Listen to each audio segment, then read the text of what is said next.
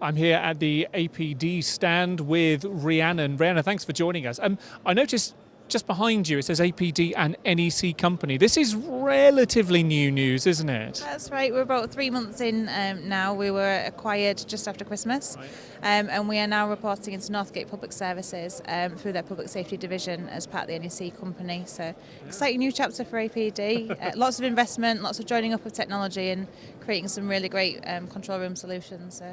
Sounds like a good news story all round in that case. And tell me about what news you've brought to the show here this year. Tell me about the control room solutions that you're hoping to show off to as many people as possible here at BAPCO this year. Yeah, no problem. So we've got our new CRM products with us, which is all about identifying vulnerable callers, repeat callers, dealing with the important but not the urgent calls, so 101 type calls, and better serving the public. We've also got our X product with us, Cortex, and we have a national deployment of that in Sweden. We've recently won a very big contract over in the Middle East, and about 57% of the UK police market are using that product as well. So we brought those with us today, and also our partner Rapid Deploy, which is a hosted CAD, and we're also showing off Sopra Stereo, another of our partners. And we've come quick off the heels of the Control Room Awards, which we hosted last week. So celebrating 200 control room employees and some of the fantastic work that they do as well. So busy couple of weeks for us. I bet some amazing stories from the Control Room Awards. Tell me about the conversations you've been having here at BAPCO this year. Are there any kind of key themes, anything that people are really keen to find out more about at the moment from your APD? Yeah, I think the big themes are obviously ESN, as you'd expect, managing demand as well. So how do we cope with all these new medias coming into the control room, and how do we look after our employees? How do we ensure that we get help to people as quick as possible?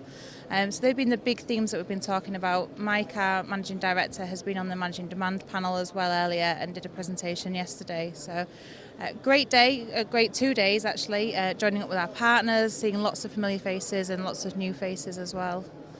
It's a challenge, isn't it? You know, I was chatting with Ian Thompson about this earlier on, about the different channels that people who are trying to engage with emergency services, for example, they might choose. It might be WhatsApp, it might be a telephone, it might be a text message. There's lots and lots of different channels that when you are in charge of a control room and you're trying to create CRM software, for example, to try and correlate across those, to try and create that single pane of glass view that takes into account all of those different channels. That must be something that either vexes you or excites you, I guess. Yeah, I think it's something that excites us. It is a challenge, but it's one that we're really enjoying working on, and we're working with a lot of control rooms to do that. So not just what we think would work, but actually getting out there. We spend a lot of time in control rooms. Most Friday, Saturday nights you'll find us in a control room, and seeing sort of frontline what's happening and actually understanding, well, how does live chat work? How would SMS work? How do you want to see Facebook and Twitter coming into that control room? And then in the future, how do we want to see connected devices? So Amazon Alexa, Google devices, they will soon be contacting the control room on our behalf. So how's that going to work? So really staying ahead of that demand as well as dealing with the pain points that we've got here and now.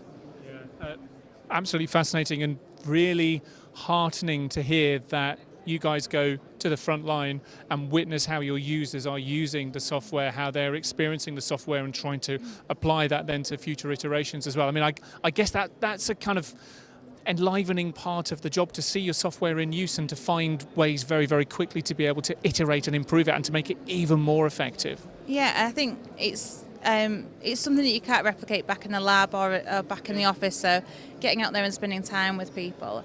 And also these people are absolutely amazing. I know certainly I couldn't do the job that they're doing, and that's why we create the Control Room Awards and the Control Room Week, to shine that spotlight on some incredible people dealing with harrowing situations, tight resources, new technology, and often not seen. So fantastic people, and it's a great way to spend your Friday evening. Well, speaking of fantastic people, Rhiannon, it's been a fantastic way to spend the last 5 minutes chatting with you here. Thank you very much for joining us here at BAPCO. Have a great show. Cheers, you too.